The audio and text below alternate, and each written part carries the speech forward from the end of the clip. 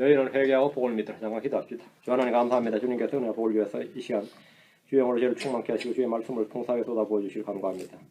주의 첫날 함께 모은 혼들을 기억해 주시고 복을 주시길 원합니다. 은혜가 충만한 시간이 되도록 주시고 성령이 충만한 시간이 되도록 도와주시고 말씀을 제대로 깨닫고 말씀에 깊이 반응하고 감격하고 말씀의 경이로움이 제 속에 차고 넘치게 해주시길 간구합니다. 하나님 아버지 하나님 주님께서 친히 말씀해 주시고 그 말씀이 제 귀에 제 마음에 전달되고 그것이 또 마음판에 기록되도록 인도해 주십시오. 거룩하신 주 하나님께서 참 말씀을 듣는 혼들 또 함께 이 예배에 참석하는 모든 혼들을 복 주시옵소서. 감사드리며 주의 기도합니다. 아멘. 네, 앉으시기 바랍니다. 회개하고 복을 믿으라. 오늘 회개 시리즈 두 번째 시간입니다. 오늘 회개와 믿음이라는 주제로 말씀을 전하겠습니다. 회개와 제대로 살면 회개와 믿음은 모든 그리스도의 복음 속에 모두 그리스도의 복음 속에 들어있는 것으로 동전의 양면과 같이 분리될 수 없는 것입니다. 회개와 믿음, 회개와 복음, 회개와 제삼 전부 다 한 묶음입니다. 사람은 누구나 회개하고 죄들을 사면을 받습니다. 예외는 없습니다. 유대인이든 이방이든 인종과 성별과 민족과 구분 없이 사람은 누구나 회개하고 죄들의 사면을 받습니다. 회개하고 침례받습니다. 회개하고 복을 믿습니다. 회개함으로 새롭게 됩니다. 회개함으로 구원에 이릅니다. 회개함으로 하나님의 공의를 입고 영적 교제를 복합니다. 이미 우리가 성경을 통해 읽고 확인하듯이 회개는 모든 것에 선행하는 것입니다. 회개는 종교의식이 아닙니다. 회개는 의식의 계획이 아닙니다. 회개는 율법의 규례가 아닙니다. 이 특이한 점은 모세 오경 어디에도 주님께서 광야의 이스라엘 백성에게 회개하라는 명령이 없습니다. 광야 이스라엘 백성이 죄를 짓지 않는 건 아닌데 죄는 엄청 지었죠. 여러분이 창세기부터 신명기까지 아무리 반복해서 읽어봐도 회개하라는 명령이 없어요. 하지만 이 신약에서는 광야에서 요한이 이스라엘 향해서 회개하라는 명령을 가장 먼저 외칩니다. 회개하라. 말씀이신 예수 그리스도에 앞서서 먼저 광야에서 요한이 외친 음성이었죠. 요한이 이스라엘 향해서 회개하라 이렇게 외치는 자의 음성, 광야에서 외친 자의 음성인 침례 요한의 첫 번째 선포가 회개하라. 우리 주님이 광야에서 시험을 받으시고 돌아와서 백성들을 선포한 첫 번째 말씀 역시 회개하라 였습니다. 너희는 회개하고 복음을 믿으라 합니다. 회개는 이전의 나와 지금의 나를 구분짓는 변환점입니다. 회개는 옛사람과 새사람의 변환점입니다. 너희는 회개하라. 이 말씀은 이 회개하라는 명령 그 자체가 지금 현재 우리가 잘못되어 있는 상태고 죄 가운데 있음을 증언하는 겁니다. 그 회개가 필요하다는 말 자체가 뭐죠? 우리가 지금 뭔가 문제가 있다는 거예요. 우리가 지금 something wrong이에요. 이집트를 따라서 가나안으로 향하던 사람들에게 회개하라는 말씀 없습니다. 지금 바른 방향으로 가고 있는 거예요. 그것을 회개해버리면 어떻게 되는 거죠? 이집트로 가야 되지. 그것을 회개가 있을 수 없죠. 그건 제대로 가고 있는 거예요. 약속의 땅에 거하면서 주님을 섬기고 경배한 이스라엘에게도 회개하라는 명령이 없습니다. 그런데 너희는 회개하라 이렇게 하셨다면 지금 우리가 길에서 벗어난 상태고 주님이 두신 곳에서 지금 out of sight, 나가 있는 상태, out of state, 뭐가 잘못된 상태죠? 회개하라면 회개하라. 우리가 지금 방향, 디렉션이 잘못됐다 말이야. 우리가 있어야 할 곳이 있지 않고 뭔가 잘못 벗어나 있다. 길에서 벗어난 상태, 잘못된 방향으로 가고 있는 상태, 있어야 할 곳이 아닌 다른 곳에 지금 있는 상태. 그렇죠? 그게 회개하라는 명령 자체가 지금 우리가 그러하다는 거예요. 회개하라는 명령은 멸망에 떨어지지 않도록 경고하는 음성입니다. 주님은 사람들 앞에 생명의 길과 사망의 길을 두셨습니다. 사람들 앞에 생명의 길과 사망의 길을 두었노니 이에서 사람들은 저마다 자기 눈에 옳은 것, 보기에 옳은 길로 가는데 그것의 끝은 사망의 길들입니다. 멸망으로 인도하는 넓은 길, 사망의 길로 가는 이들을 향해서 주님은 너희는 회개하라 이렇게 말합니다. 회개하라. 왜? 지금 가고 있는 길이 뭐라고? 사망의 길이다. 너희가 지금 생명의 길이 아니라 멸망의 길에 있다. 그러니까 회개하라. 생명의 길에 있으면 회개하라 그러지 않죠. 사망의 길에 있으니까 회개하라. 죄들 가운데 있으니까 회개하라. 주님을 따라서 돌아가고 있으니까 방향이 잘못됐대. 회개하라. 공항에서 근무하는 관제사들이죠. 관제사들. 이 관제사들은 항롤리스라는 비행기나 배를 향해서 뭐하죠? 회항하시오. 그래.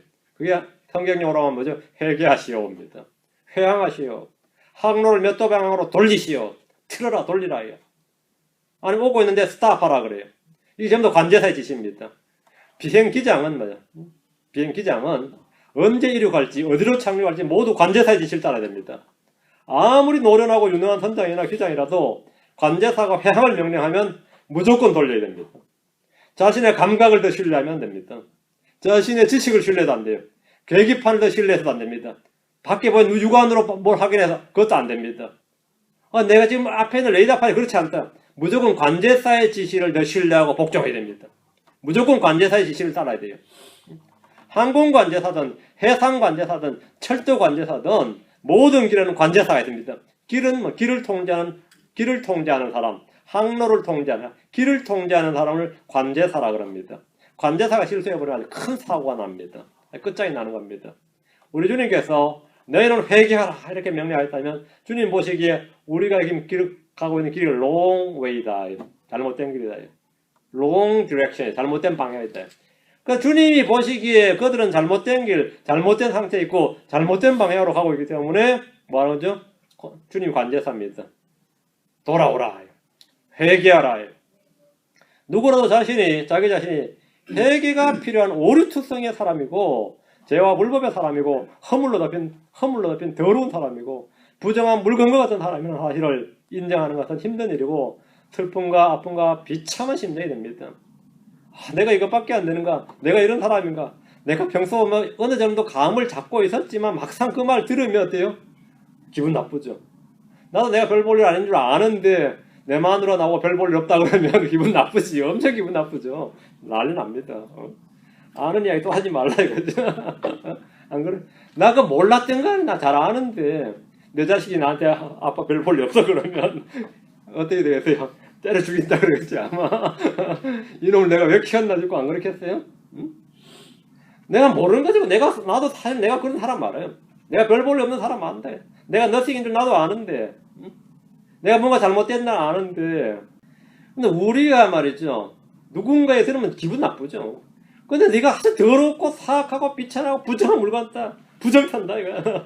네 자체가 부정탄다 이거. 이러면 그걸 진짜 솔직하게 인정한다는 것이 내 인생을 그냥 송두째 엎어버리는 거고 내 인생 자체를 부정하고 부인하는 것이고 그 자체가 아니라 자기를 부인하는 겁니다. 그게 셀프 디나이얼이에요. 이게 자기를 부인하고 그 말을 쉽게 사람들이 자기를 부인하는데 그는 오늘 크리스천들이 입에서 나온 자기를 부인하고라는 말은 그 정도는 뭐냐면 그냥 자기 고집 약간 꺾는 거 말이에요. 자기 의견이나 견해 약간 꺾는데 자기 부인하는 그런 게 아닙니다.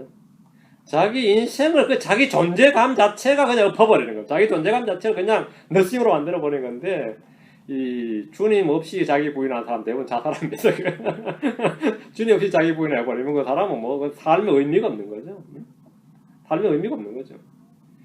완전히 무너지는 거예요. 완전히. 회개하라 이거 회개하라. 왜? 내가 그런 상태인데 막상 주님 앞에서 그 말 들으면 더 황당하죠. 주님 앞에서 그 말 들으면 남자는 주님 앞에서 그 말 들으면 나름 자기 자신에 대해서 자존감 있고 자부심 있는 사람일수록 너희는 회개하라는 말씀에 거부감이 들고 반발감이 생깁니다. 자신을 선하고 어렵고 경건하게 여기는 사람은 너희는 회개하라 이 명령을 들을 때 대체 뭘 회개하란 말인가? 뭐가 문제냐? 뭐가 잘못되느냐? 내가 왜? 이런 생각이 들 겁니다. 회개 안 하고 그냥 믿으면 되지. 왜 자꾸 회개를 강조하고 강요하는가? 믿다가 보면 회개할 날도 오겠지. 이런 생각이 들면, 이런 생각이 있다면 지금 오류의 영에 사로잡혀 있는 겁니다. 지금 오류의 영에 빠져 있는 겁니다.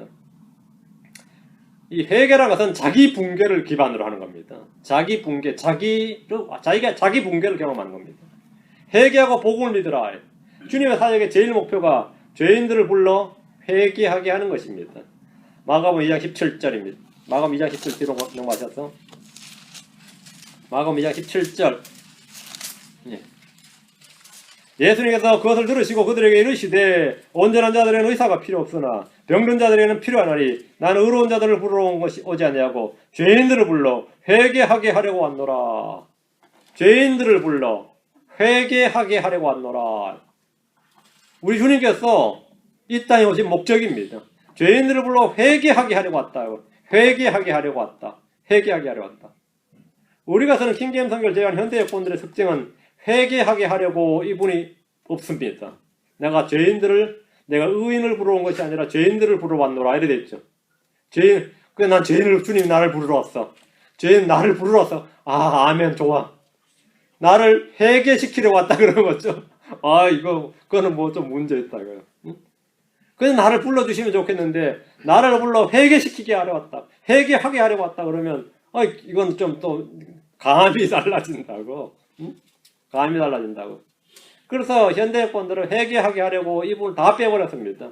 이 구절은 마태복음 9장 13절로 나오는데 거기도 역시 회개하게 하려고 란 말씀이 없습니다. 왜 이렇게 중요한 말씀이, 왜 이렇게 중요한 구절에서 핵심 어이가 없는 겁니까? 죄인들은 기본적으로 회개를 요구하는 주님이 싫습니다. 그냥 주님은 오케이. 그냥 복음은 좋아요. 그냥 죄사함은 좋습니다. 그냥 침례 줘도 받을 수 있어요. 근데 회개하고 침례 받으러 가면 나 안 해요. 회개하고 복음 믿으려면 안 믿어요. 회개하고 예수 믿으려면 나 안 믿어. 그냥 믿으려면 믿어. 와 못 믿겠어. 그냥 교회 오는 건 그럼 오케이. 회개하고 오라 그러면 나 안 간다고. 그럼 뭘 내가 거기 가서 회개하고 그러냐고. 근데 주님은 회개하게 하려고 왔다는 거예요. 회개하게. 죄인들은 회개를 명령하시고 회개를 요구하시는 주님이 싫고 회개하라는 명령을 견딜 수가 없습니다.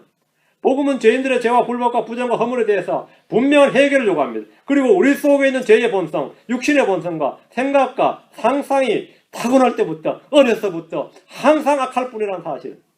그리고 우리의 양심이 더럽혀져 있고 마음이 심히 부패하고 모든 것보다 더 사악하고 더럽다는 사실을 분명하게 알려줍니다. 분명합니다. 세상에 비치고 생명에 비치신 예수 그리스도의 빛은 먼저 우리 자신의 더러움을 낱낱이 보여주고 핑계하거나 변명할 수가 없습니다. 내가 복음을 접하기 시작했다. 예수라는 이름을 접하기 시작했다면 필연적으로 예수가 누구인지 보이기 전에 뭐냐면 내 죄가 보입니다. 내가 누구인지가 보여요. 그게 사실을 사람이 견딜 수가 없는 거죠. 복음을 듣는 순간 복음의 빛이 내한테 쫙 임할 때 나의 뭘 보는 거죠? 더러움을 봅니다. 나의 사악함을 봐요. 나의 부정함, 내가 죄인됨을 보는 거죠. 복음의 빛이라는 것은 세상에 비치고 생명에 비친 것. 복음의 영광스러운 광채는 우리 속에 임할 때 우리 자신의 더러움을 낱낱이 보여주고 나의 악한 행위, 악한 행실들을 다 보여줍니다. 다 드러내 보여주는데 이게 많이 팝업이 돼 나오는 거예요. 그걸 핑계하거나 변명할 수가 없습니다. 누가 뭐라 그러지 않았대요. 내가 지독한 죄인이구나. 내가 죄인이구나. 예레미야 17장 9절에 마음은 모든 것보다 거짓되고 극도로 사악하니 누가 그것을 알 수 있으리요. 마음이 뭐라? 모든 것보다 거짓되고 극도로 사악하다요. 그 사람이 직업을 뭘 가든지 일을 무슨 일을 하든지 무슨 종교를 가든지 어떤 뭘 하든지 상관은 마음은 거짓됩니다. 거짓된 마음으로 공부 잘한 사람은 판사도 되고 검사도 되는데 사회 지도층이라 그런 거죠. 그 사람이 교수도 되고 뭐 문화예술가도 되고 정치 지도자 되고 종교 지도자 되는데 마음이 거짓되고 사악한 것은 그는 그대로 두고 지위를 갖는 겁니다. 근데 그 사람이 그런 사람일 줄은 몰랐다. 그게 바보야. 지검장이라는 사람이, 전직 검찰총장이라는 사람이, 대학교 유명 총장이라는 사람이, 유명 목사라는 사람이 그럴 줄은 몰랐다. 그 등신 같은 소리 하지만 그래 스튜피드한 말이 있어요. 마음은 뭐라고요? 모든 것보다 거짓되고 극도로 사악하니. 근데 그런 사람이 뭔가를 또 열정 있는 사람은 뭔가를 이루어낸다고요. 뭔가를 타고난 소질을 개발하려 말이죠. 그래서 사람의 존경을 받고 인기와 명예를 얻고 지위를 갖습니다. 그거 아무것도 아닙니다. 하나님 편은 아무것도 아니에요.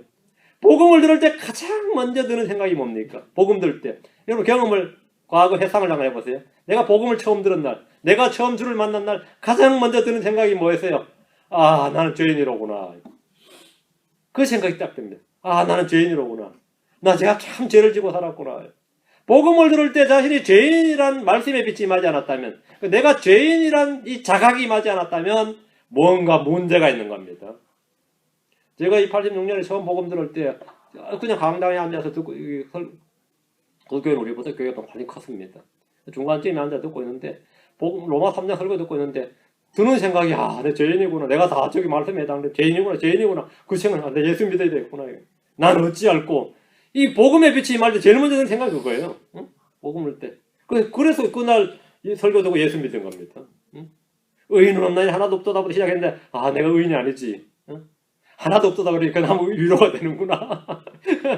들으면서 이 말씀과 반응을 하는데 내가 다 저렇구나. 그럼 내가 무엇을 할 거예요? 나는 죄인이로구나. 죄 많이 지었구나. 내가 예수를 믿어야겠구나. 복음을 들을 때 예수라는 이름을 들을 때 말이죠. 예수라는 이름을 들을 때 예수가 바로 생명의 빛이에요. 세상의 빛입니다. 사람들이 비치는 빛이고 참 빛이십니다. 이 빛이 내 속에 임하는 겁니다. 빛이신 예수님은 어둠 속에 있는 사람들에게 빛을 비추십니다. 마귀는 영광스러운 복음의 광채를 가립니다. 사람들이 빛으로 나오기를 꺼려하고 싫어하는 것은 자신들의 행위가 악하기 때문입니다. 복음의 빛이 비치면 나는 죄인이로다. 나는 부정한 사람이로다. 나는 파산한 자로다. 파산한 자로다. 나는 죄인들 중에 우두머리로다. 내가 참 더럽고 사악한 자로구나. 이런 생각이 저절로 들게 되고 회개의 필요성을 절감하게 됩니다. 근데 그걸 거부하게 되면 뭐죠? 극도의 반감이 되는 거죠. 복음에 대한 반감, 예수에 대한 반감이 되는 겁니다. 건강한 사람은 의사가 필요 없지만 병든 자들은 필요하듯이 예수는 의로운 자들이 아니라 죄인들을 불러 회개하게 하려고 오셨습니다. 그리고 주님께서 광야에서 돌아와서 첫 번째 외치는 음성이 너희는 회개하라, 복음을 믿으라. 이렇게 말씀하셨어요. 회개하라. 죄인들을 불러 회개하게 하려고. 회개해야 하나님의 긍휼이 임하고 회개해야 죄들의 사면이 있고 구원이 있고 믿음으로 얻게 됩니다. 회개하지 않고 복을 믿는다. 회개하지 않고 예수를 믿는다 것은 말짱 거짓말입니다.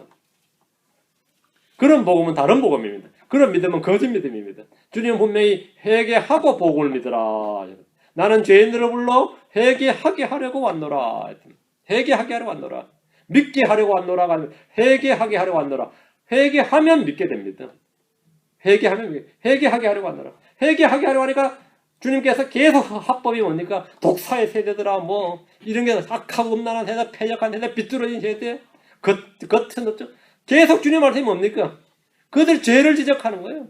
대언자들 살도 마찬가지. 계속해서 죄를 폭로하고 지적하는데, 그건 좀 말 안 하면 안 되나, 이거. 영혼에 치킨 숯불 주셔야지.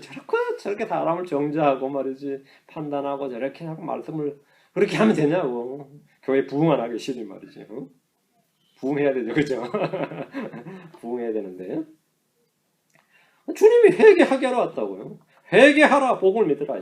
이 말씀은 주님이 온 세상의 모든 사람이 주신 명령입니다. 오직 믿음, 오직 은혜, 오직 성경이라는 주제는 대부분의 기독교계에서 가장 중요한 진리로 여기는 신조입니다. 소위 말해 개신교라는 개신교회들의 가장 중요한 3대 교리가 하면 오직 믿음이, 오직 은혜, 오직 성경이다. 이게 보통 종교개혁의 신조라고 그러죠. 그런데 여기서 회개를 말이죠. 복음의 영역이나 믿음의 영역이나 은혜의 영역에서 제외해버리는 경우가 허다합니다. 오직 믿음이라 그랬는데 뭐 자꾸 회개를 이야기하냐. 오직 은혜라는데 자꾸 회개를 이야기하냐. 회개하라는 명령을 말이죠. 육신의 행위나 율법의 행위처럼 여기고 은혜의 영역에서 제외시키는 거예요. 믿음의 영역에서 살짝 제외시킵니다. 회개하라는 명령은 은혜가 아니지 않느냐. 은근 이런 식으로 회개하라.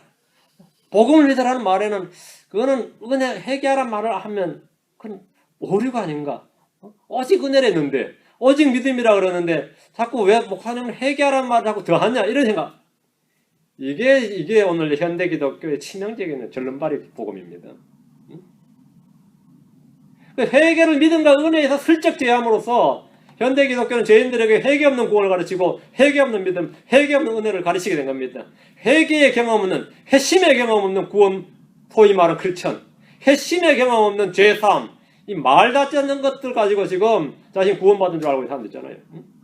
회개 없는 은혜를 가르치는 거죠. 부패한 성경과 왜곡된 성경, 부패한 진리와 왜곡된 교회를 가르칩니다. 예수님께서는 나는 죄인들을 불러 회개하게 하려고 왔노라 분명히 말씀하셨음에도 회개를 구원의 조건에 넣는 것을 한사코 거부한 이들이 있습니다. 죄를 깨닫고 자신의 죄인됨과 부패함과 사악함과 더러움을 아는 것은 복음의 빛이지만 은혜이지 육신의 행위나 율법의 행위가 아닙니다. 회개는 믿음의 행위입니다. 회개는 순종의 행위입니다. 믿음 없는 행위는 육신의 행위고 율법의 행위고 종교행위고 그것은 죄입니다. 성경이 말하기를 무엇이든지 믿음이 나지 아니한 것은 죄니라 이렇게 말씀하기 때문입니다. 회개는 결코 육신의 행위나 율법의 행위가 아닙니다. 오늘날 대부분의 기독교 교회, 대부분의 교회에서 주장하는 오직 믿음, 오직 은혜란 말은 분명히 진리입니다. 그건 진리 많습니다. 그런데도 믿음의 선한 행위가 없고 은혜의 통치가 없는 것은 회개 없는 믿음이에요. 회개 없이 임한 교리, 피상적인 교리이기 때문입니다. 성경에서 믿음이라고 할 때 그 믿음은 회개하고 믿음입니다. 회개하고 복을 믿은 것이고 회개하고 주님을 믿은 겁니다. 하나님을 믿으라. 주 예수를 믿으라는 말씀은 회개가 포함되어 있습니다. 회개하고 믿으라는 말입니다. 우리 주님께서 회개하고 복을 믿으라 이렇게 말씀하셨기 때문입니다. 많은 크리스천들이 회개 없이 복을 믿고 회개 없이 죄 용서받고 회개 없이 성령을 받은 것처럼 보입니다. 그것들은 유사품이지 참된 복음이나 참된 믿음이 아닙니다. 거기에서는 절대 경건의 능력이 나오지 않습니다. 설교자들이나 전도자들이 강단에서 회개 없는 죄 사함을 선포하고 회개 없이 주의 은혜를 선포하고 회개 없이 복음을 믿으라고 말합니다. 죄와 불법에 대하여 아무런 언급도 없이 죄 사함의 은혜를 선포하는 것은 가장 큰 치명적인 오류입니다. 요한은 죄들의 사면 없게 하는 회개의 침례를 선포했습니다. 회개의 침례를 선포해. 회개의 침례입니다. 침례가 죄들을 사해주는 것이 아니라 회개를 통해 죄들의 사면이 있다는 겁니다. 누가복음 3장 3절에 그가 요르단 부근에 온 지역으로 와서 죄들의 사면 없게 하는 회개의 침례를 선포했는데 회개와 침례 사이에 뭐가 있다고요? 죄들의 사면이 있습니다. 회개하고 죄들의 사면이 있고 침례를 받는 겁니다. 회개와 침례 사이에 죄들의 사면이 있어요. 회개와 복음 사이에 회개, 내가 믿는다, 복음, 회개와 복음입니다. 회개는 죄들의 사면을 한 것이고 침례는 죄들의 사면을 공개적으로 증언한 겁니다. 회개 없이 받은 침례는 수백 번을 다시 받아도 죄들을 사하지 못합니다. 죄들의 사면을 위해서 가장 먼저 필요한 것은 회개입니다. 회개 없이 죄들의 용서, 회개 없는 죄 사면, 회개 없는 구원, 회개 없는 복음은 거짓 복음입니다. 사도행전 19장 4절입니다. 사도행전 19장 4절.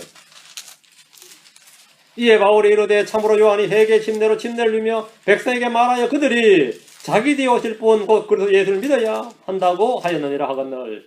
자, 침례 요한은 두 가지를 말하고 있습니다. 회개 침례를 주면서 회개하라 하고 나서 다음에 뭐 했던 거죠? 그래서 예수를 믿어야 한다. 회개하고 주 예수를 믿어야 된다. 두 가지를 했다. 이 침례 요한의 사역은 두 가지였다. 회개하고 다음에 나 뒤에 오실 분, 자기 뒤에 오실 분, 그래서 예수를 믿어야 된다. 요한의 사역은 회개의 침례와 더불어 그래서 예수를 믿어야 한다. 복음 선포했습니다. 요한은 죄들의 사면을 위한 회개와 그리스도를 믿으라는 복음을 함께 선포했습니다. 회개 없이 복음을 선포한 것이 아닙니다. 요한의 침례를 받은 사람들은 요한으로부터 자기 뒤에 오실 분, 곧 그리스도 예수님을 믿어야 한다는 복음을 들었습니다. 요한이 감옥에 갇힌 뒤에 예수님께서 갈릴리에 오셔서 하나님의 왕국을 선포하셨습니다. 주님이 선포한 말씀이 뭡니까? 이르시되 때가 찼고 하나님의 왕국이 가까이 왔으니 너희는 회개하고 복음을 믿으라. 자, 요한이 말한 바를 바로 이어받은 거죠. 요한이 믿으라고 한 그 믿음의 대상이 누구라고요? 바로 나다 이거예요. 요한이 얼마 전에 보면 너에게 침례를 주면서 내가 네 오실 분을 믿어야 한다 그랬지.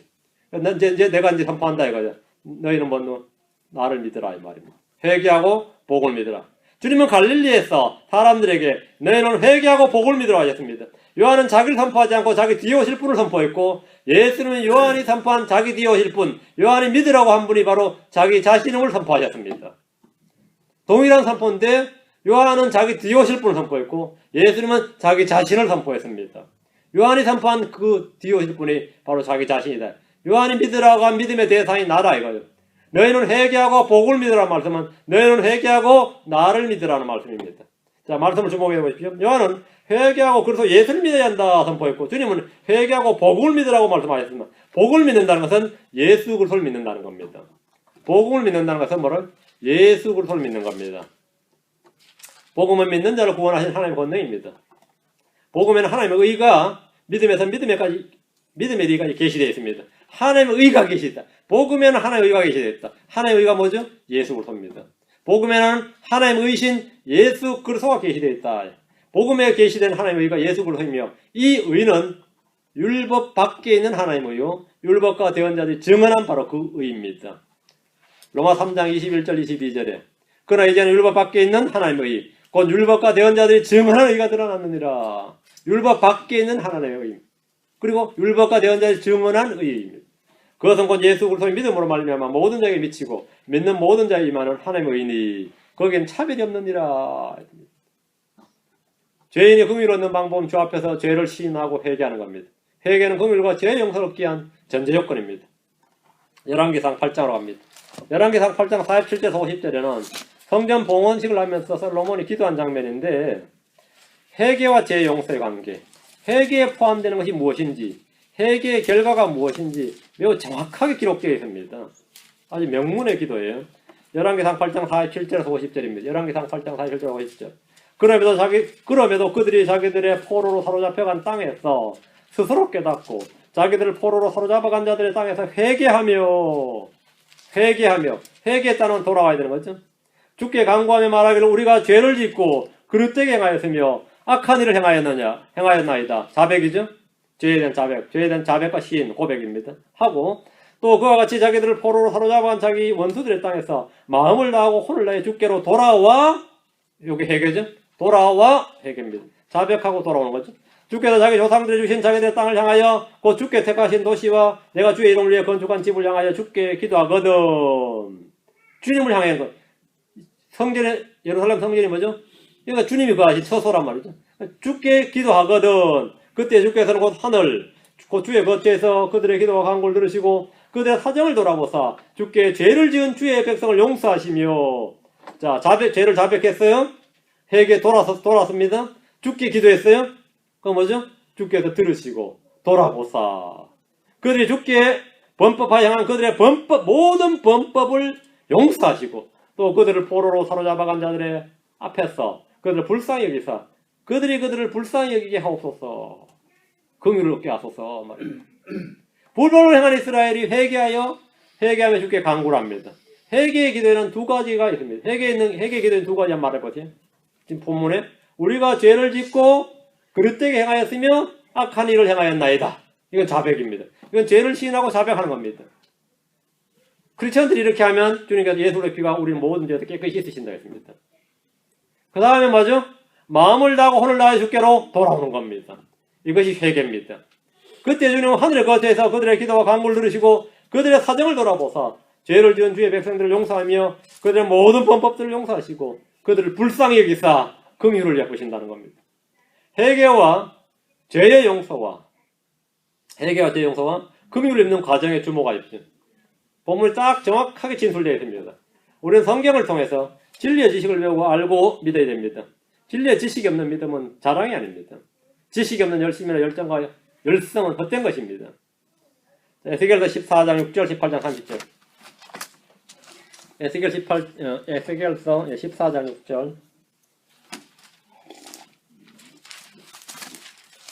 에스겔서 14장 6절 18장 30절입니다.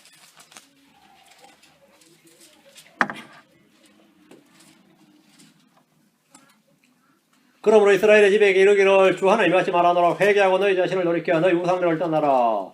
회개하고 너희 자신을 돌이켜 너희 우상들을 떠나라. 너희의 모든 가증한 것에다 너희 얼굴을 돌리라. 회개하고 돌이켜 떠나라 돌리라. 이 동사들이 전부 주목을 하십시오. 이게 전부 다 같은 말이에요. 회개하는 거, 돌이키는 거, 떠나는 거, 돌리는 거. 주님은 회개가 무엇인지 어떻게 하는 것인지 구체적으로 말씀을 해주신 겁니다. 회개라는 게 추상명사가 아니라는 겁니다. 구체적인 액션이 필요한데 회개하고 너희 자신을 돌이켜 너희 우상들을 떠나라. 너희 얼굴을 돌리라. 회개란 먼저 무엇으로부터 또는 누구로부터 자신을 돌이키는 겁니다. 자신을 돌이키고 자신의 생각과 마음을 돌이키는 겁니다. 그리고 그걸 떠나는 거죠.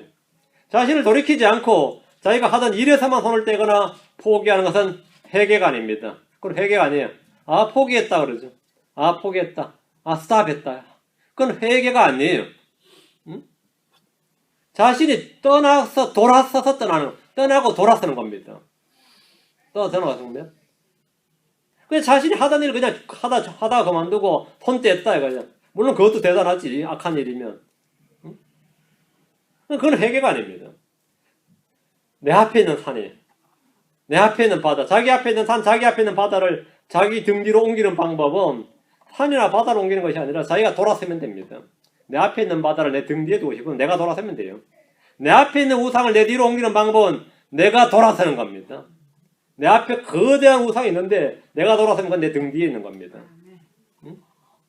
내 뒤에 있던 주님을 내 앞에 모시고 섬기려면 주님이 내 앞으로 세워가 아닙니다. 내가 주께로 돌아서면 됩니다. 주님 앞으로 돌아서면 언제나 주님은 내 앞에 계십니다. 회개하고 너희 자신을 돌이켜 떠나라. 돌아섰다면 머물지 말고 떠나야 됩니다. 어디로 떠나는 거죠? 주님 앞으로. 자신을 돌이킨 뒤에 그것을 떠나지 않고 그 주변을 맴돌거나 뒤에서 불러주기를 기다리는 것은 위험천만한 일입니다. 떠났다고 하면서 자꾸 그 뒤에서 맴돌고 있어요. 응? 몸은 떠났는데 마음이 아직 덜 떠났어요. 응? 몸은 떠났는데 떠난 게 아니죠, 사실은. 반정도 이제 발을 담그고 있는 것인데, 자신을 돌이킨 뒤에 그들 떠나지 않는다. 떠나서는 어디 뭐 가야죠. 너희 얼굴을 돌리라 말씀은, 이 말씀은 마음의 생각과 정과 미련을 다 끊어버리라는 겁니다. 이것이 성경이 말하는 회개입니다. 에스겔 18장 30절. 에스겔 18장 30절. 주 하나님이 말하노라, 오 이스라엘의 집아, 그러므로 내가 너희를 심판하되 각 사람을 그의 길들대로 심판하리라. 회개하고 너희의 모든 범법에서 돌이키라. 그리하면 불법이 너희를 황폐하게 하지 아니하리라. 주님은 이스라엘에게 심판을 선포하시면서 회개하고 너희의 모든 범법에서 돌이키라고 하십니다. 이를 통해 회개는 하나님 앞에서 주께 행한 범죄와 불법들을 시인하고 용서를 구하고 자신을 돌이켜 주께로 오는 것이다 하는 걸 알 수 있습니다. 죄인이 자신을 돌이켜 주께로 오는 것을 신약에서는 회개하고 복을 믿는 것, 회개하고 주 예수를 믿는 것이다 이렇게 말합니다. 마태복음 3장 11절, 고린도서 7장 19절, 고린도서 7장 9절, 마태복음 3장 11절, 마태복음 3장 11절, 마태복음 3장 11절. 참으로 나는 회개에 이르도록 너에게 물로 침례를 주거니와 내 뒤에 오시는 분은 나보다 능력이 더 있으심에 나는 그분의 신발을 나를 자격도 없노라. 그분께서는 너에게 성령님으로 침례를 주시고 불로 침례를 주시리니.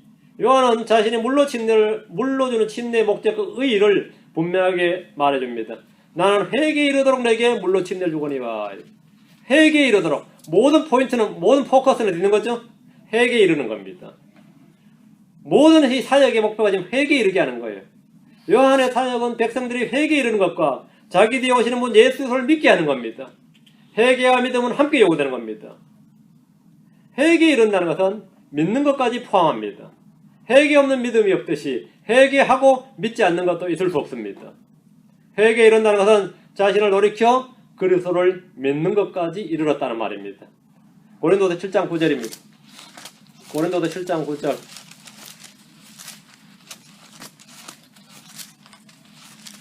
이거 듣고 나서 내가 그동안 예수 헛믿었어 뭐 이런 분들이 있으면 회개하면 돼요. 뭐 너무 그거 가지고 또 이제 헛믿었다고 난리 치지 말고 믿으면 돼.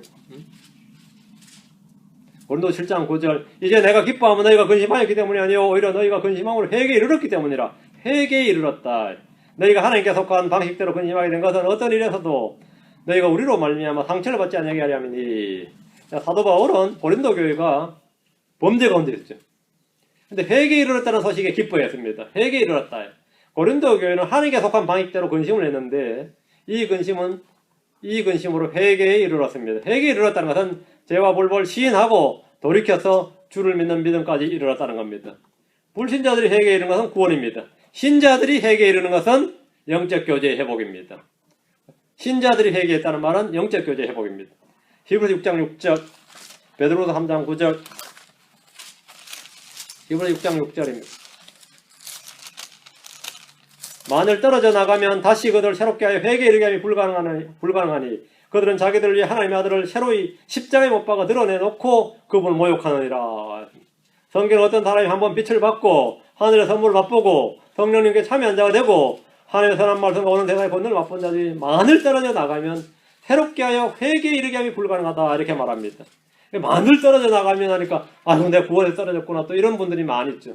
대부분의 교회들에서 그걸 그렇게 가르칩니다. 크리스천도 얼마든지 구원에서 떨어져 나갈 수 있다. 그리고 구원에 떨어져 나가지 않는다고 하는 사람들이 다 이단이다 이렇게. 요즘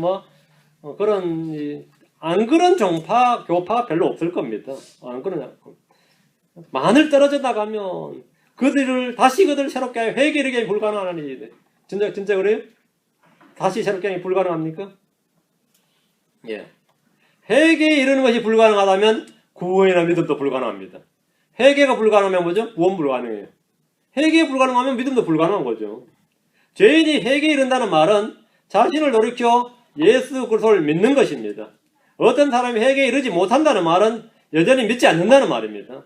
회개에 이른다는 말은 구원받았다는 말입니다. 회개와 믿음, 회개와 죄에 사면 회개와 구원은 언제나 함께 갑니다. 이 구절은 히브리서 10장 26절과 더불어서 히브리서 10장 26절 들어갑니다. 지금 10장 26절 우리가 진리에 관한 지식을 받은 뒤에 고의로 죄를 지으면 다시는 제대로 일어나는 희생물이 남아있지 않냐고 했죠. 이 말씀과 더불어서 난해 구절로 불리지만 매우 쉽고 단순한 말씀입니다. 만일 떨어져 나가면 이 말씀은 복음을 믿고 구원해서 그리스도에 지체된 내가 그리스도의 몸에서 떨어져 나간 크리스천들이 아닙니다. 그럼 뭐죠? 좋은 올리브 나무의 원가지였던 이스라엘이 복음을 듣고도 주 예수를 믿지 않음으로써 꺾인 것을 말합니다. 가지가 꺾였어요. 누가 꺾였죠? 원가지들이 믿지 아니함으로 꺾였도다. 참포도나무의 가지들이 이스라엘이 그리스도 안에 거하지 아니함으로써 열매를 맺지 않음으로써 가지처럼 꺾였어, 버려졌어, 시들고 제거되어 불 속에 던져 태워졌다요. 사람들이 그걸 모아다 뭐죠? 불에 태웠다 했죠. 천사들이 태워서 지옥에 태운 게 아니라 사람들이 불에 태웠다잖아요. 이스라엘이 뭐죠? 불 같은 영광을요. 해서 그때 사람들에게 가지들처럼 태워졌죠.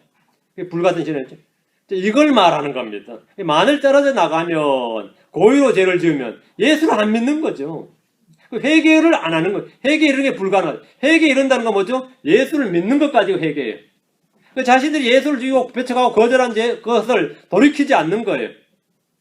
그들은 많은 체험을 했습니다. 그런데 예수를 안 믿는 이상은 회개 이르게 하는 게 불가능하다 이 말입니다. 새롭게 하여 회개 이르게 하는 게 불가능하다. 이 진리의 복음을 들은 뒤에 진리의 지식을 받은 뒤에 말이에요. 예수를 받았어요. 근데 고의로 죄를 지으면 안 믿어요. 안 믿어요. 그럼 다시는 죄들로 인한 희생물이 없습니다. 날마다 드리는 희생물로는 그건 죄들로 인한 희생물이 아닙니다. 그건 구약에서는 가능했지 신약에서는 더 이상 그 희생물은 죄들로 인한 희생물이 아니에요. 예수님 마지막 희생물입니다. 마지막 속죄죄예요. 마지막 속죄물로 마지막 희생물입니다. 그 말씀이지 예수 믿는 사람 떨어져 나와서 다시 이제 구원 못 받는다. 그 말은 전혀 아니에요. 여러분 하루 7번씩 70번이라도 다시 회개하노라 용서받습니다. 그래서 지금 제가 여기서 하는 말은 지금 오늘 본문에서 말은 뭐냐면 회개한다는 말이 뭐죠? 회개한다는 말이 복을 믿는 것까지다 이 말이에요. 회개 이른다는 말은 구원을 이른다는 말입니다. 회개 이른다는 말은 회개가 불가능하다는 말은 뭐죠? 예, 구원 못 받았다는 말이에요. 근데 복음이라는 이 진리의 지식을 듣고 난 후에 회개하지 않고 믿지 않겠다고 할 때 더 이상 죄들로 인한 희생성물이 없다 이겁니다. 그거 성전 가서 무슨 희생제를 드려도 복음을 믿지 않고는 뭡니까? 거기는 어떤 희생물도 필요 없어요. 절기 다 지켜도 소용없어요. 아침 저녁으로 희생물 드려도 소용없다. 그 죄는 사해지지 않는다. 그 더 이상 어떤 죄들로 인한 희생물이 남아있지 않고 아니하고 옵니다. 희생물 없다. 죄들로 인한 희생물 없다. 예수님이 마지막 희생물입니다. 완전한 단번에 영원한 희생물입니다. 예수님은 하나님 주신 마지막 희생물이고 완전한 희생물입니다. 히브리 10장 12절에 오직 이 사람은 죄들로 인한 희생물을 영원히 드리신 뒤에 하나님의 오른편에 앉아서 이 말씀들은 모두 회개 없는 구원이 없다는 말씀입니다. 주님께서 드렸다. 베드로후서 3장 9절입니다. 베드로후서 3장 9절 새로요. 주께서는 자신의 약속에 대해 어떤 사람들이 더디다고 생각하는 것 같이 더디지 아니하시며 오직 우리를 향하여 오래 참으사 아무도 멸망하지 아니하고 모두 회개에 이르기를 원하시느니라. 이 베드로 3장 9절입니다. 예, 베드로후서 3장 9절. 베드로후서 3장 9절. 자, 주께서는 자신의 약속에 대해 어떤 사람들이 더디다고 생각하는 것 같이 더디지 아니하시며 오직 우리를 향하여 오래 참으사 아무도 멸망하지 아니하고 모두 회개에 이르기를 원하시느니라.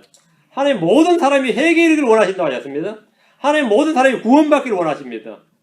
우리가 디모데전서 2장 4절에 그분은 모든 사람이 구원을 받고 진리의 지식에 이르기를 원하시느니라. 진리를 아는 데 이르기를 원하신다. 모든 사람이 구원을 받기를 원하신다 했고 모든 사람이 회개에 이르기를 원하신다. 회개에 이른다, 구원에 이른다. 같은 말입니다. 회개에 이른다는 말은 회개하고 복음을 믿음으로 구원에 이르는 겁니다. 하나님은 모든 사람에게 어디에 있든지 누구에게든지 회개를 명령하셨습니다. 회개하면 멸망하지 않습니다. 회개하지 않으면 멸망합니다. 하나님은 유대인이나 이방인이나 어디에 있는 누구에게든지 회개하라, 복음을 믿으라. 회개하고 복음을 믿으라. 이렇게 명령하셨습니다. 주 예수를 믿으라 하는 명령은 회개를 전제조건으로 갑니다. 사도행전 5장 31절, 11장 18절. 사도행전 5장 31절, 11장 18절.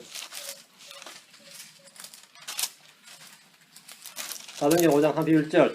이스라엘에게 회개와 죄들의 용서를 주시려고 하나님께서 자신의 오른손으로 그분을 높이사 통치자와 구원자가 되게 하셨느니라. 하나님께서 이스라엘에 주신 것은 영토의 회복이나 하늘의 왕국이나 로마의 속박에서부터 해방이 아닙니다. 어떤 다윗의 왕국을 다시 회복한 것도 아니었어요. 소리면 그 사역이 아니었다 이거예요. 이들은 출애굽의 역사나 바빌론에서의 귀환 같은 민족적 해방과 자유를 경험한 적이 있습니다. 그들은 예수님께서 그런 것을 기대했습니다. 메시아가 오시면 단지 그 일을 해주실 것으로 믿었습니다. 왜? 과거 역사가 있으니까, 전례가 있으니까요.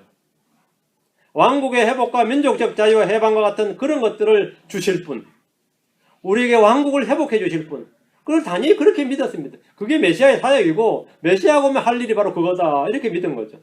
그러나 하나님께서 예수 그리스도를 보내셔서 주신 것은 회개와 죄들의 용서였습니다. 회개와 죄들의 용서요. 이스라엘에게 회개와 죄들의 용서를 주시기 위해서 하나님은 독생자를 주셨고 그분을 죽은 자들도 일으키시고 높이셔서 통치자와 구원자가 되게 하셨습니다. 뭘 주셨다고? 회개와 죄들의 용서를 주사. 회개를 주셨다. 누구든지 그분을 믿는 자는 구원을 얻습니다. 회개를 주셨다는 말은 죄로부터 떠나서 회개의 대상이 생겼다 이거예요. 떠나서 돌아갈 누구? 주 예수 그리스도예요. 죄로부터 떠나서 갈 곳이 없어요. 그럼 떠나도 소용이 없죠. 떠나서 믿음의 대상 메시아가 온 거예요. 회개와 죄들의 용서를 주셨도다. 누구든지 돌이켜 예수를 주요 그리스도로 믿는 사람은 구원을 받습니다. 회개를 주셨다는 말은 죄들의 용서와 구원을 주셨다는 말입니다. 회개를 통해 죄의 용서가 있고 구원이 있기 때문입니다. 뒤로 갑니다. 11장 18절. 사도행 11장 18절. 그들이 이것들을 듣고는 잠잠하고 하나님께 영광을 돌리며 이르되 그러면 하나님께서 이방인들에게도 생명에 이르는 회개를 주셨도다. 지금 중요하게 회개를 뭐라고? 주셨도다. 회개를 주셨도다. 회개를 주셨도다. 이방인 고넬료가 복음을 듣고 믿을 때 성령을 받았다는 베드로의 증언을 들은 사람들이 그러면 하나님께서 이방인들에게도 뭘 주셨다? 생명에 이르는 회개를 주셨도다. 이방인은 하나님을 떠나고 하나님 없는 사람이에요. 하나님 밖에 있는 사람입니다. 그래서 돌이켰어 하나님께로. 맞죠? 그게 회개다 말이죠. 하나님께로 돌아오게 회개를 주셨도다 이 말이에요. 회개를 주셨도다. 생명에 이르는 회개입니다. 하나님께서 유대인들이 주신 것도 뭐죠? 회개와 죄들의 사면이었고 이방인들이 주신 것도 회개와 죄들의 사면입니다. 동일합니다. 하나님께서 유대인들이 주신 것과 이방인들이 주신 것이 똑같다는 말입니다. 생명에 이르는 회개를 주셨도다. 자, 주목하십시오.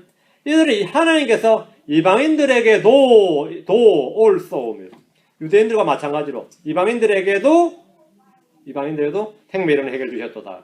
또 이방인들에게도 구원을 주셨도다. 믿음을 주셨도다. 성령을 주셨도다. 지금 이렇게 말하지 않고 회개를 주셨도다 그랬죠. 회개를 주셨도다. 이방인들은 본래 하나님과 떨어져 있던 사람들이, 하나님 없던 사람들이 그 회개를 주셨다. 하나님께 돌아왔다 이거예요. 복음을 듣고 믿었다는 것은 이들이 하나님께로 돌아왔기 때문입니다. 회개의 열매, 회개의 결과는 구원입니다. 생명에 이르는 회개란 그리스도의 복음을 듣고 믿는 겁니다.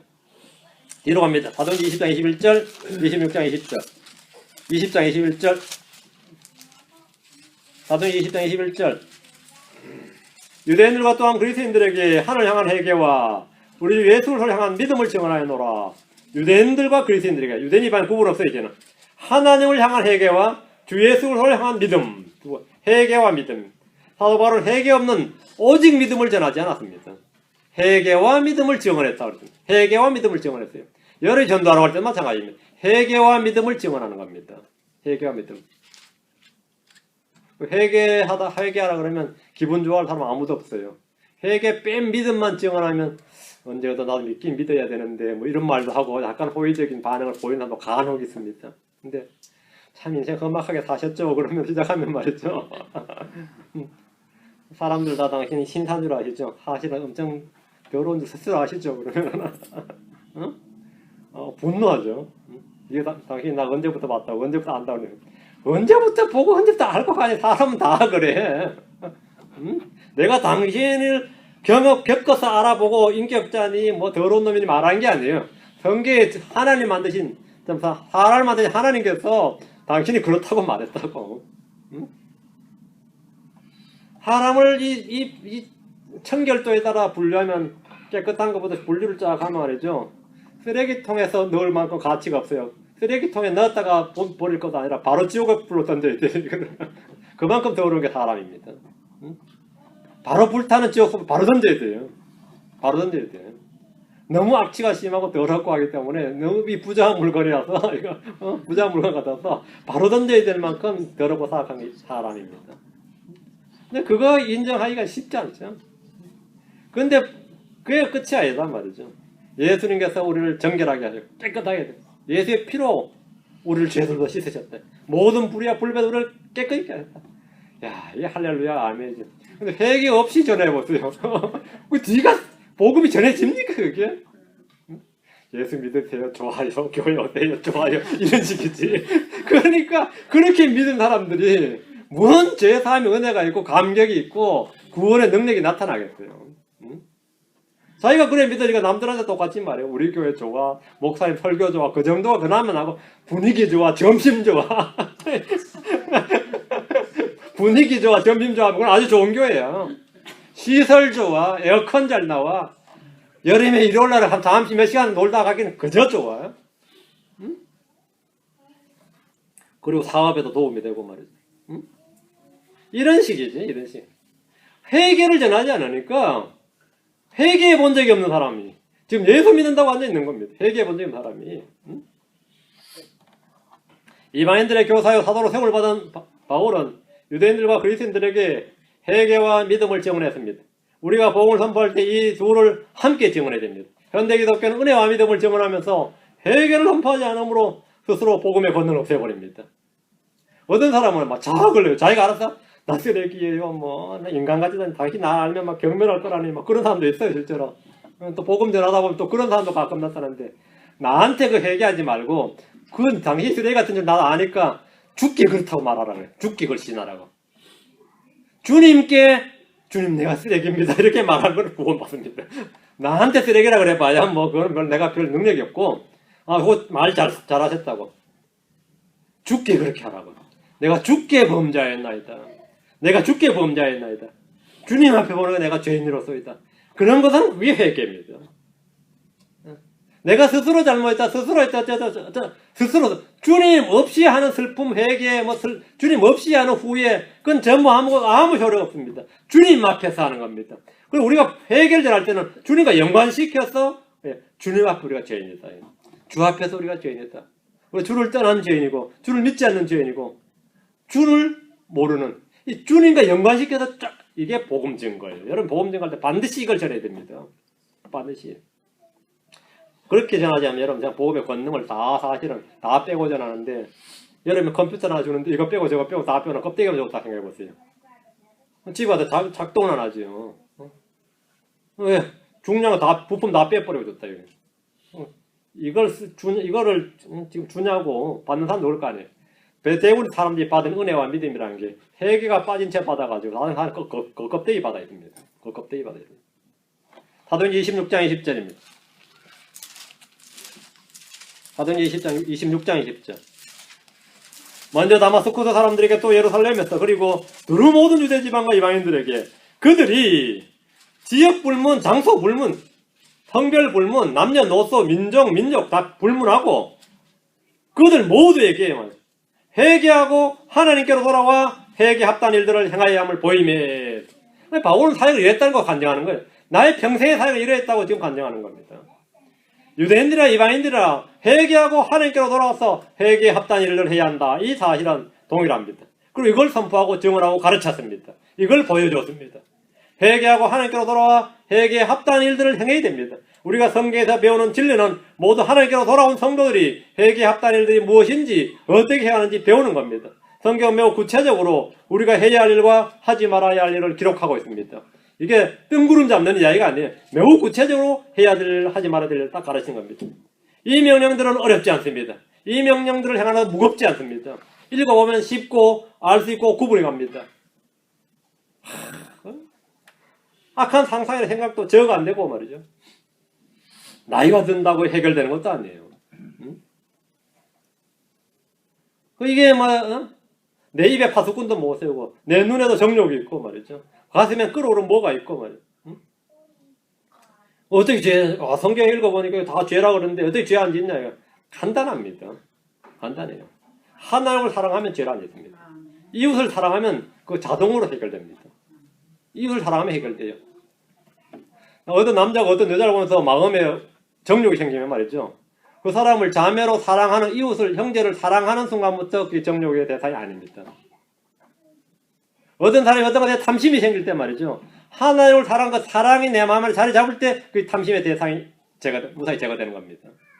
여러분이 사랑하면 모든 율법 성취합니다. 하나님을 사랑하고 이웃을 사랑하면 모든 율법이 성취돼요.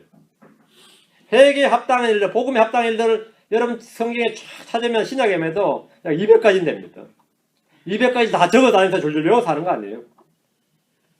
그 사랑하면 그게 전부 자동으로 해결돼요. 자동으로 지켜져요. 하지 말라는 일은 자동으로 안 하게 됩니다. 응? 자동으로.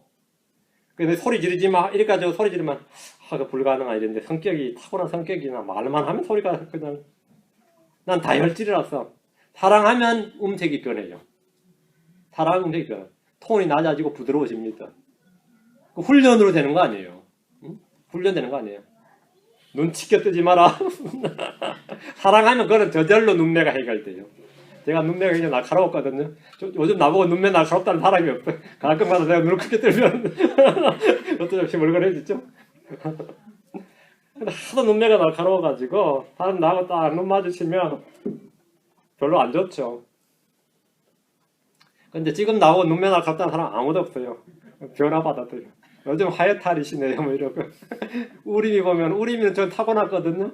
그러니까 이거는 뭐 유전이 안 될 텐데 우림이 유전을 받았어. 어제랑 똑같아. 주님 은혜야 이거. 똑같아. 마음에 하나님의 사랑이 자리 잡으면 변화됩니다. 성격도 변화되고 말투도 변화되고 표정도 변화되고 다 변화됩니다. 다 변화돼요. 그 하지 마라 그래도 하지 말라고 뭐 요것저것 적어줘야 될 게 아니에요. 여러분이 아주 어릴 때부터 불신자들도 뭐 소년이여 야망을 가져라 그 말 들어보셨죠? 뭐 보이즈 비 앰비셔스 뭐 그런 구절 있죠. 그게 일본의 교정에 농림학교 교정에 쓰여 있는 글입니다. 그게. 근데 그게 전 세계적으로 그런 유명한 글이지. 일본에서 이제 개화를 하면서 미국에다가 요청을 했어요. 미국의 신문물과 신문명을 배우고 싶으니까 여기서 봉사할 수 있는 교사를 한 명 보내주시오 했어요.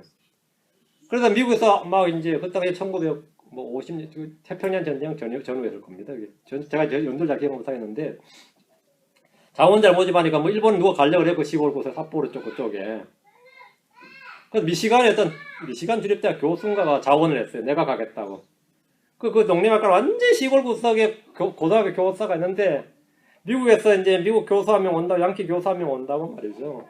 그 학교에서 막 대청소하고 난리가 났고 교칙도 이제 우리가 지켜야 할 교칙을 막 이만큼 두껍게 만들어가지고 세상에 만들어서 이번에 교장으로 왔어요. 딱 했는데 이 교장이 하는 말이 이 사람이 크리스천이었어요. 응? 하나도 이런 교칙 다 필요 없다고. 학생들을 통제하는 딱 하나만 교칙이 하나만 있으면 된다 그랬어요. 그 일본의 교사들이 깜짝 놀라서 그게 뭐냐 그러니까 Be gentle. 신사답게 생각하고 행하라. 신사답게 하나만 신사다고라 이거요. 그러면 이 여기 있는 교칙 이만큼 적어놓은 교칙이 다 소용없다 이거. 계속 그 한마디 아침이든 조야든 저녁조야든 한마디만 해줬어요. 신사답게 행하라. 그 애들은 항상 들을 때마다 이게 신사다운 거 아닙니까? 신사답게 행하는 것을 계속 추구하니까 뭐가 되는 거예요? 전부 애들이 다 신사가 돼버린 거예요. 그 교칙으로 그 통제하는 게 아니야. 한 게 어떤 이야기는 신사답지 않다. 비신사적이구나. 신사적이구나. 이거 하나로 다 해결됐어요. 그 교장이 그러고 이제 떠나게 되는데, 야, 이 양반들이 문제 교육에 충격을 받았어요. 한마디만 해달라고 미국으로 떠나게 되는데, 그 양반이 자기가 복음을 전해야 되겠다 싶어서, 그 애들이니까, 그냥 boys 그런 거예요. Be ambitious in Christ 했는데, 그 교장 in Christ를 빼버린 거죠. in Christ 빼버리고, ambitious까지만 하고, 피를 찍어버린 거죠. 너희들 이제 소년이니까 이제 앞으로 클 텐데, 응? 그리스도 안에서 뜻을 품어라. 그걸 계속 품고 있으면 그게 성취된다 이거예요. 그런데 이게 이제 우리가 번역할 때는 야망을 가져라, 포부를 가져라, 이제 이렇게 이제 번역이 돼서 이제 막 사람들에게 막 애들한테 가르쳐주고 있는 건데, 여러분도 성경에 있는 이 수많은 명령과 이것들을 어떻게 행할 것인가? 크리스천들이 다 하나예요. 서로 사랑하라. 내가 내일 사랑같이 너희도 서로 사랑하라. 예수님이 딱 마지막으로 제자들이 주신 한마디 명령입니다. 성경의 구약이 613가지고 신약이 200가지다 그러면 800개, 900개 요걸로 행하지 말고 하나 딱 하면 됩니다. 이것이 사랑으로 행하는 것인가? 이 한 가지만 행하면 돼요. 그거 하나 하면 다 해결돼요. 다 해결돼요. 그건 나머지 뭐 별거 없습니다. 이거 내가 사랑으로 오늘 행하지 않았구나. 사랑으로 행하지 않았구나. 내가 사랑으로 행한다면 된 거예요.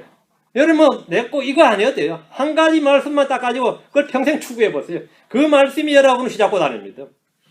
여러분이 말씀을 지키는 것 같죠? 말씀이 여러분을 지켜줍니다. 말씀이 여러분을 드라이브하고, 말씀이 여러분을 이끌고 갑니다. 말씀이 여러분을 가르치고, 말씀이 여러분을 통제합니다. 그걸 추구합니다. 그 말씀을 마음에 보고 추구하면 그 말씀이 나를 뭐 한다고요? 한다고 실제로. 해봐요. 아, 내가 신사답게 살아야지. 한번 해봐요. 사랑해야지. 해보라고요.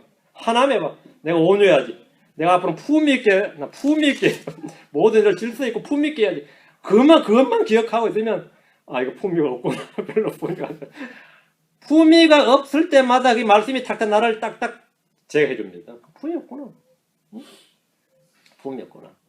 아, 사랑으로 하라 그랬는데 내가 사랑이 없구나. 고린도서 16장 14절.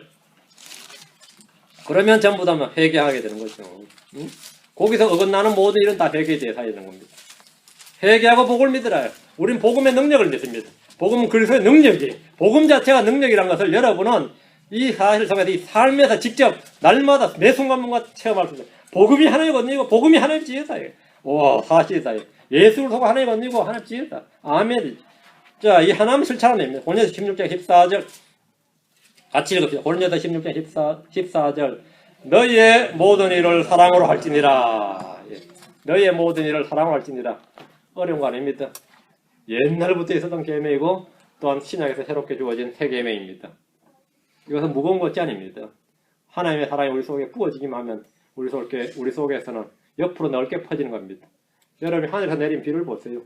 위에서 아래로는 수직하강을 하지만 땅에만 떨어지면 수평으로 퍼집니다. 하나님께서 내 안에 부어진 사랑은 내 안에 부어지기만 하면 형제들로 이웃으로 퍼지는 게 됩니다. 안 부어지면 안 퍼지는 겁니다. 부어지면 퍼집니다. 하나님의 사랑을 추구하시면 됩니다. 사랑이 하나님의 사랑을 내 안에 부어지고 나는 그 사랑으로 형제들과 이웃을 사랑하는 겁니다. 이걸 사랑하는 겁니다. 그리고 회개하고 복을 믿어라. 우린 다 믿었죠. 회개 안 하고 믿었어요. 오늘 회개해. 거꾸로 됐나? 회개해. 회개하고 믿어요. 복음을 통해서 내가 회개 진짜는 의미를 알고 회개하고 복을 믿는 회개하고 주님께 돌이켜. 긍휼을 얻고 주님과 영적 교제가 회복되고 여러분께 거려지고 성령으로 충만해집니다. 무엇보다도 하나님의 신성한 성품과 권능이 내 안에 자리 잡게 됩니다. 이것이 바로 회개하고 복을 믿는 자들이 주어진 하나님의 은혜의 권능입니다. 기도합시다. 위대하시고 거룩하신 주 하나님 감사합니다. 주님께서 은혜와 복을 위해서 오늘 주의 말씀을 허락해 주시면 감사합니다. 아버지 하나님 들은 말씀들이 모두 마음속에 간절되게 하시고 잘 결합해서 이들이 모두 주의 성령을 충만하게 하시고 우리가 평생토록 서로 주의 말씀을 따라서 말씀의 통제받고 말씀의 인도함을 받고 말씀의 가르침을 받고 말씀으로 깨달음과 또 지혜와 훈계를 받도록 도우시고 말씀의 권능이 저희 안에 살아서 역사할 수 있도록 도와주십시오. 하나님의 말씀은 살아있고 권능이 있다고 하신 말씀대로 우리가 그것을 날마다 체험하도록 해주시옵소서. 감사드리며 주의 성기도합니다. 아멘.